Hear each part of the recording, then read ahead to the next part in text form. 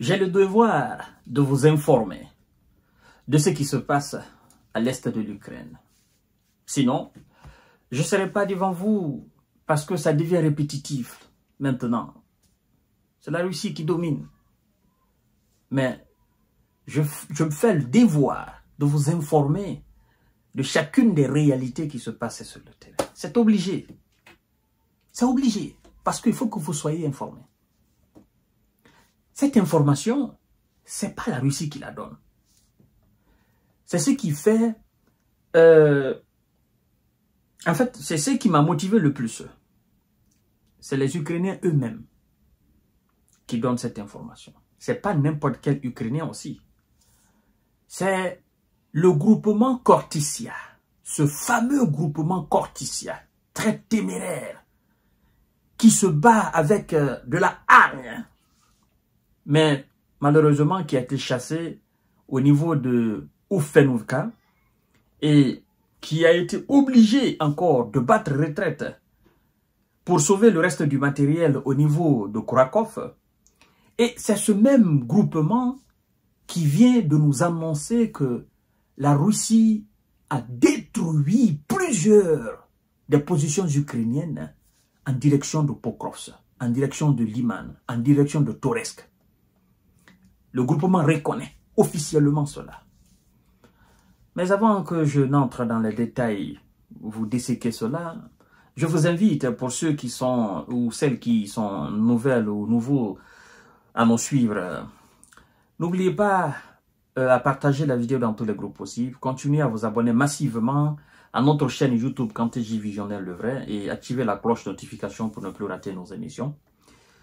Je vous invite également à vous abonner à notre nouvelle page Facebook que j'ai appelée le Géopolitologue. Si vous avez un compte Facebook ou vous avez une page officielle Facebook, vous avez envie de nous suivre, ce n'est pas une obligation. Si vous avez envie de nous suivre, que ça vous intéresse, vous écrivez le Géopolitologue dans votre barre de recherche, vous verrez ma page, vous vous abonnez là-dessus, ça ne vous prendra que quelques secondes, pas plus. Et puis vous continuez le visionnage de l'émission. Écoutez bien, mesdames et messieurs. Des positions ukrainiennes détruites dans l'oblast de Donetsk. Les forces armées russes ont détruit de positions ukrainiennes lors de plusieurs assauts à Tchassifiar, à quelques kilomètres de la très grande ville de Kramatorsk, ainsi que vers Stupokchis, un peu plus au sud, et à Toretsk, des localités situées dans l'oblast de Donetsk, dans l'est de l'Ukraine, rapporte le groupement de troupes opérationnelles et stratégiques Khortytsia. C'est pas moi qui le dis. Et cette information, d'ailleurs, je l'ai prise sur le média français qu'on appelle Le Monde, journal Le Monde, le média en ligne. Ils disent, je cite, mesdames et messieurs, là maintenant, c'est le groupement de troupes opérationnelles et stratégiques de Khortytsia qui parle. Ils disent ceci. Lors de la conduite d'opérations offensives dans les zones urbaines, l'ennemi, parlant de la Russie, a activement utilisé des drones d'attaque, écrivent les Ukrainiens sur Telegram. Avant de préciser qu'à la suite d'assauts et d'incendies, certaines de nos positions ont été détruites. Et comme ils ont dit, après avoir lâché Oufenovka et Kharkov, ils répètent la même phrase, exactement mot par mot, syllabe par syllabe, phrase par phrase. Écoutez ce qu'ils disent, c'est le slogan. Ils disent à la fin de leur message, « Des mesures sont prises pour éviter une détérioration de la situation tactique », assure-t-il néanmoins. Vous vous souvenez de cette phrase? Quand ils ont perdu Oufenovka et Kharkov et plusieurs autres localités, ils ont dit quoi? Des mesures sont prises pour éviter que la situation tactique sur le terrain ne se détériore dramatiquement. Mais finalement, bon, quand on perd une position, 2 positions, 3 positions, 4 positions, 5, 6, 7, 8, 9, 10 positions, est-ce qu'on peut parler de détérioration de situation là? Non. On est, c'est-à-dire, on est au summum de ce qu'on peut appeler la détérioration. C'est-à-dire, on laisse même la détérioration derrière nous. Là, on se sauve maintenant. Parce que la situation a été appelée critique à un moment donné. D'abord, ils ont appelé difficile, ils ont appelé critique, ils ont appelé indescriptible et insoutenable. Ils ont appelé la situation se détériore. Et après avoir effectivement lâché ces localités, ben, effectivement, ils fuient, mesdames et messieurs. On n'est plus dans le cadre de détérioration. Donc, ce sont les Ukrainiens eux-mêmes qui parlent comme ça. Ça prouve à suffisance que à l'est, là c'est le feu. Les hommes de Vlado, ils ont le pied sur l'accélérateur, ils ont engagé la dernière vitesse. Ils ont le pied sur l'accélérateur, ils ne touchent même pas le frein. Ils appuient seulement où ils appuient. Et non, et le navire, ça continue de partir. C'est-à-dire, le navire est en train de briser tout en travers son chemin. Tout ce qui peut se mettre en travers le chemin du navire, paf, on t'écrase et on passe.